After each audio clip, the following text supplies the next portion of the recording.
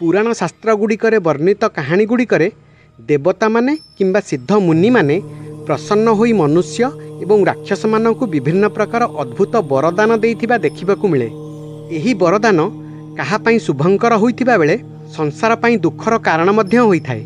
वरदान को किए संसारर मंगल पई उपयोग करुथिबा बेले केही केही संसार को कष्ट देई निजर विनाशर कारण मध्य होइथांती। आज सेहीपरि किछि शक्तिशाली वरदान विषय आलोचना करिबा।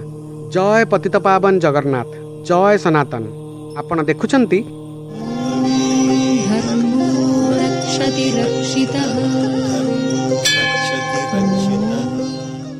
सावित्री को मिलिथिबा वरदान। जेतेबेले जमराज सावित्री पति सत्यवानक प्राणहरण करि नेइ जाउथिले सेतेबेले सावित्री तांका पछे पछे जीवाकू लागिले। जमदेव बारंबार मना करिबा सत्वे से तांका पछरे चालिले। सावित्री कहिले जेउठाकू मो पति जीवे मु मध्य सेठाकू जीवी। सावित्री दृढ़ निष्ठा एवं पतिव्रता धर्म उपरे प्रसन्न होई जमराज सावित्री को वर मागिबाकू कहिले। सावित्री निज शाशु शशुरंक चक्षु हराइथिबा राज्य एवं निजर 100 पुत्र प्राप्तिर वरदान मागिले। जमराज तथास्तु कही आगकू चलिले, किंतु सावित्री पूर्व भली तांका पछरे चालिबाकू लागिले। जमराज देखिले सावित्री पूर्व परी पछे पछे आसुछंती। से कहिले तुमे पुणी काहींकी आसुछ? सत्यवानर जीवन व्यतीत जे कोनसी वरदान मागिबाकू कहिथिली एवं तुमे वर मागी सारिछ। सावित्री कहिले आपण मोते 100 पुत्रर जननी हेबार वरदान देइछंती, किंतु पति बिना मु पुत्रवती हेबी किपरि? शेषरे जमराज सावित्रींकर तर्करे प्रभावित होई सत्यवानंक प्राणदान करी जीवित करथिले। कालजबन कालजबनर पिता ऋषि शेषिरायण त्रिगर्त राज्यर राजगुरु थिले। से गर्ग गोत्ररे जन्म होइतिबारु तांकु गार्ग्यत मुनि मध्य कुहा जाए। से भगवान शिवंकु तपस्या करिथिले। भगवान शिवंकु से एमिति पुत्र मागिथिले जहा पाखरे समस्त अस्त्रशस्त्र प्रभावहीन हेबो एवं युद्धरे ताकु केही पराजित करि परिबे नाही। सेही कालजबनकु भगवान श्रीकृष्ण अति चतुरतारे वध कराइथिले। युद्धरे जेतेबेले कालजबनर सामना भगवान श्रीकृष्णଙ୍କ सहित हेला सेतेबेले श्रीकृष्ण गोटे गुंफा भितरे प्रवेश करिगले एवं तांकर पश्चात धावन करी कालजबन मध्य सेही गुंफा भितरे प्रवेश कला। सेठारे मुचुकुंद निद्रा जाइथिले। तांकु श्रीकृष्ण बोली मने करी कालजबन तांकु पदाघात कला। पूर्वरु मुचुकुंदंकु इंद्र वरदान देइथिले जे जिए तांको निद्रा भंग करिबो ता उपरे तांकर नजर पड़िबा क्षणी से भस्मीभूत हेबो। कालजबन तांकु बारंबार पदाघात करी उठाइला एवं मुचुकुंदंकर नजर पड़िबा क्षणी से जली पड़ी भस्मीभूत होइगला। त्रिपुरासुरर वरदान। भगवान कार्तिकंक हातरे तारकासुर वध हेबा परे तार 3 पुत्र देवतांकठू प्रतिशोध नेबाकू प्रतिज्ञा कले। सेमाने 1000 वर्ष पर्यंत दुष्कर तपस्या करी भगवान ब्रह्मा को प्रसन्न कले। 3 भाई ब्रह्मांकठारू अमर वर मागिले। ब्रह्मा मना कले एवं अमर वर व्यतीत अन्य किछि वर मागिबा पई कहिले। सेमाने निज भितरे विचार विमर्श करी ब्रह्मा को कहिले आम पई 3टी पुरी निर्माण करंतु। सेही 3 पुरी जेतेबेले अभिजिति नक्षत्र रे गोटिए सरल रेखारे रहिबे एवं केही अत्यंत शांत अवस्थारे असंभव रथ एवं असंभव अस्त्र रे आमकू मारे तेबे आमर मृत्यु हेबो। ब्रह्मा तथास्तु कही चलीगले। शेषरे त्रिदेव एवं देवगणक द्वारा सेहीपरि अस्त्र एवं रथर व्यवस्था करागला एवं उपयुक्त समय आसिबा परे भगवान शिव सेमानंकु वध कले। हिरण्यकश्यपर वरदान। हिरण्यकश्यप ब्रह्मा को घोर तपस्या करी प्रसन्न करिथिला एवं अमर वर मागिथिला, किंतु भगवान ब्रह्मा एपरि वर देवाकू मना करिदेले। एहा परे हिरण्यकश्यप वर मागिला जे ताकू देवता, असुर, गंधर्व, नर, पशु, पक्षी, पिशाच केही मारी परिबे नाही। कौनसी ऋषि ताकू अभिशाप देई परिबे नाही। कौनसी अस्त्र शस्त्र रे तार मृत्यु हेबो नाही। दिन रे किंबा राति रे मृत्यु हेबो नाही एवं सूर्य, चंद्र, वायु, अग्नि, जल, 10 दिग अहंकार उपरे प्रभुत्व रहिबो। एही वरदान पाई से अत्यंत शक्तिशाली होइगला। 3 लोक को अधिकार करिनेला। शेषरे महान भक्त प्रहलाद तार पुत्र रूपे जन्म नेले। तांको पाई भगवान विष्णु नरसिंह अवतार नहीं हिरण्यकश्यप को वध करथिले। तारकासुर। तारकासुर कश्यपंक नाती रूपे जने भयानक राक्षस थिला।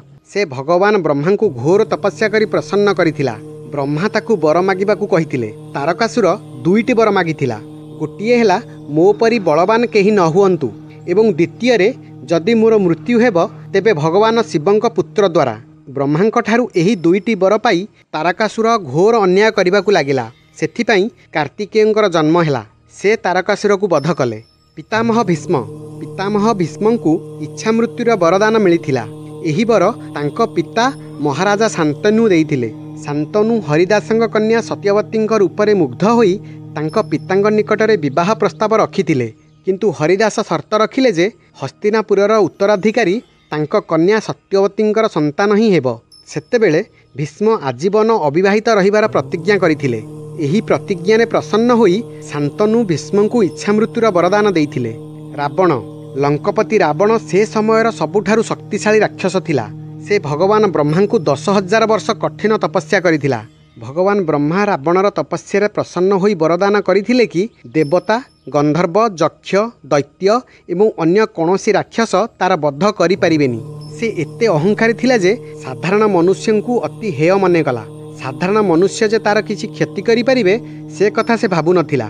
ସେଥିପାଇଁ ସେ ନିଜ ବରଦାନରେ ମନୁଷ୍ୟ ବି ତାକୁ ମାରିପାରିବେନି ବୋଲି କହିଲାନି। ଏଇଟା ହିଁ ଥିଲା ତାର ସବୁଠୁ ବଡ଼ ଭୁଲ। ଭଗବାନ ବିଷ୍ଣୁ ମନୁଷ୍ୟ ରୂପରେ ଅବତରିତ ହୋଇ ତାକୁ ବଧ କରିଥିଲେ। ମହିଷାସୁର, ସୃଷ୍ଟିକର୍ତ୍ତା ବ୍ରହ୍ମାଙ୍କର ବଡ଼ ଭକ୍ତ ଥିଲା ମହିଷାସୁର। ବ୍ରହ୍ମା ମହିଷାସୁରକୁ ବରଦାନ ଦେଇଥିଲେ କି କୌଣସି ଦେବତା, ଦାନବ, ଯକ୍ଷ, କିନ୍ନର, ଗନ୍ଧର୍ବ କେହି ପରାଜିତ କରିପାରିବେ ନାହିଁ। ଭୂଲୋକରେ ଅନେକ ଅନ୍ୟାୟ ଅତ୍ୟାଚାର କରି ସେ ଦେବରାଜ ଇନ୍ଦ୍ରକୁ ପରାଜିତ କରି ସ୍ୱର୍ଗଲୋକକୁ ନିଜ ଆୟତ୍ତକୁ ନେଇଥିଲା। ସେତେବେଳେ ସମସ୍ତ ଦେବଗଣ ତ୍ରିଦେବଙ୍କୁ ସ୍ତୁତି କରି ମହିଷାସୁରର ଅତ୍ୟାଚାରରୁ ମୁକ୍ତି ପାଇଁ ପ୍ରାର୍ଥନା କଲେ। ଏହାପରେ ତ୍ରିଦେବ ଏବଂ ଦେବଗଣଙ୍କର ସମ୍ମିଳିତ ଶକ୍ତିରୁ ମାତା ଦୁର୍ଗାଙ୍କର ଆବିର୍ଭାବ ହେଲା। ସମସ୍ତ ଦେବତା ନିଜ ନିଜ ଆୟୁଧ ମାତାଙ୍କୁ ପ୍ରଦାନ କଲେ। ଶେଷରେ ମାତା ଦୁର୍ଗା ମହିଷାସୁରକୁ ବଧ କଲେ।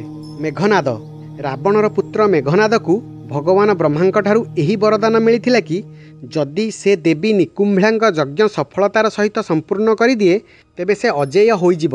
ଏହାପରେ ତାକୁ ପରାସ୍ତ କରିବା କିମ୍ବା ବଧ କରିବା ଅସମ୍ଭବ।